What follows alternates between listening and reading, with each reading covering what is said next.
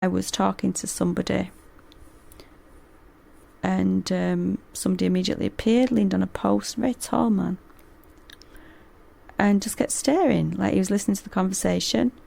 He wasn't talking about anything, wanted to keep quiet, so we're having a talk. Then another lad turned up with a very long tube, little long cardboard tube, about 1.5 feet, and he was pointing it at my head, this tube. And I kept moving out of the way just to see if he was when I was talking to my friend, and he did. He moved with me. And then all my face started to burn, and around my ear started to burn. And it was on the side where the tube was. It was very painful. And I'd had this before, these symptoms, but it was with a woman that was pointing a long-range camera at me. And then when I got home, about 6 hours later, I was in absolute agony. The burning started immediately where my ear and my face started going very red and very hot. And then what happened is I got the high-pitched noise inside my head, like my ear. And it was like the most extreme tinnitus you can imagine, but only in that ear, on that side. And it was painful. The sound was so painful, and it was burning. My whole ear and that side of my head was burning. I had to get ice out of the fridge and put ice against the outside of my face and my ear and the back of my head around that area. It was only a small area, about 4 to 6 inches in circumference, diameter. Just because it was so painful, and I couldn't trace it back to anything that I'd done, or I hadn't, it was so odd that had happened. And when they'd been there probably about 5-10 minutes, then he moved.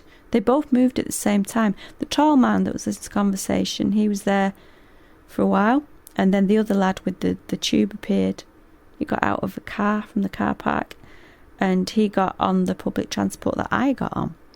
But the other man, he was looking like he was waiting for the public transport. He just disappeared when the lad got on the bus. The lad was about 25 or something.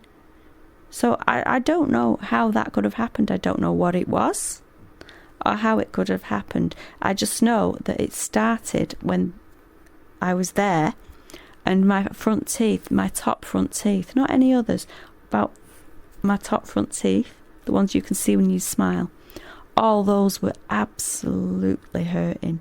Like you wanted to grab hold of them because of the pain. So it was my top front teeth and the problems with that side of my face and my ear where that tube was. So that lasted at least 24 hours, and I had to, that night I was in agony. I had to keep putting cold things on it.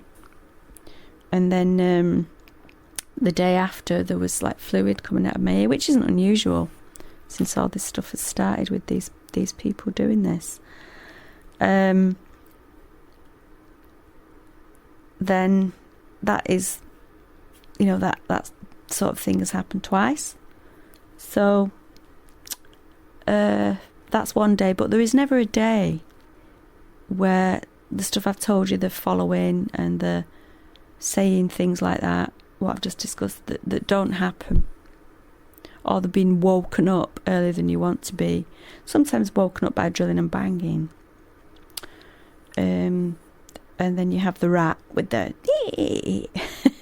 another thing is because I had to see a doctor about my ears. I went in somewhere, a cheap restaurant, get some food. Within 20 minutes I'd sat there. I was talking to somebody, a woman in a wheelchair and a man. They were elderly, and I was talking to them, just general chit chat, didn't know them. And then within 20 minutes, this group of girls, all dressed like me, all with styled a bit like the way I have my hair, stuff like that, all turned up and sat on a table right near me. And they all had every single one of them had hearing aids. This old lady and this old man I've been chatting to got up and they left, and I said goodbye to them. And then when they went outside, one of the girls who didn't know these people, one of the girls with a hearing aid, got up and ran out and started talking to the woman outside. And I saw the woman looking back at me.